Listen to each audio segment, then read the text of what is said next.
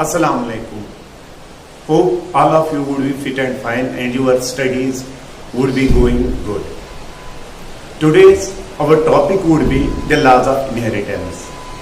As you know, the Mendel performed his experiments on the pea plant, and on the basis of his experiments, various laws were given in the genetics. Let us study them.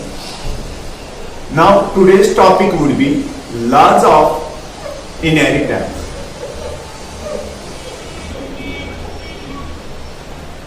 Inheritance, as you know, transmission of characters from parents to offspring. As we know, Mendel used the pea plant for his experiments. Because of various characters, that he found 7 contrasting characters in it.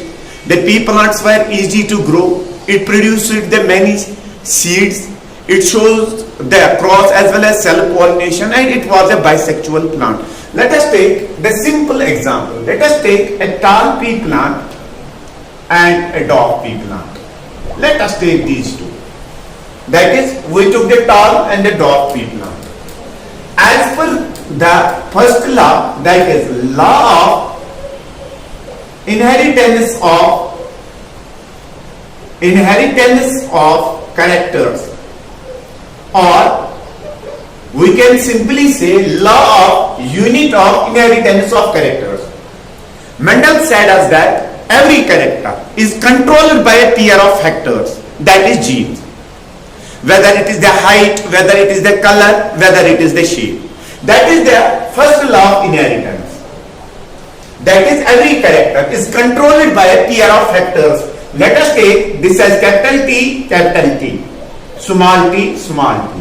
That means this T and T, these are the factors or genes, and one is received from the each parent. That is, if any organism has, let us take the color, it is controlled by the genes. By how many genes? 2 genes. One is from the mother and one is from the father. This is the first law of genetics. That is law of unit of inheritance of characters. That is, this is the law of unit of characters. Now afterwards that, what Mendel said, during the gamete formation, that is whether one has to form the sperm, whether one has to form the pollen, whether one has to form the ovule. Now what happens? This T. These are here gametes. These are gametes here, and gametes contain only one factor.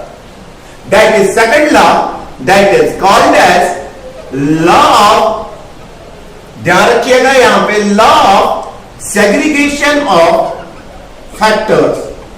Now what this law of segregation of factors states? This law of segregation of factors states that the factors which were present previously in their pairs separated during the gamete formation. That means if we have this T and T, and here is formation of the pollen. One pollen contains one single T and another contains another T. That is, these factors separate us during the gamete formation. That is, each gamete contains only one factor out of 2. This is called as law of segregation of factors, which is universally accepted. Now this is the second law of the genetics. Now third law.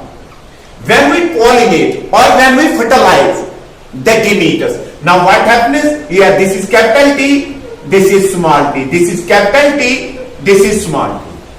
That is, during the fertilization of gametes, the factors join with each other.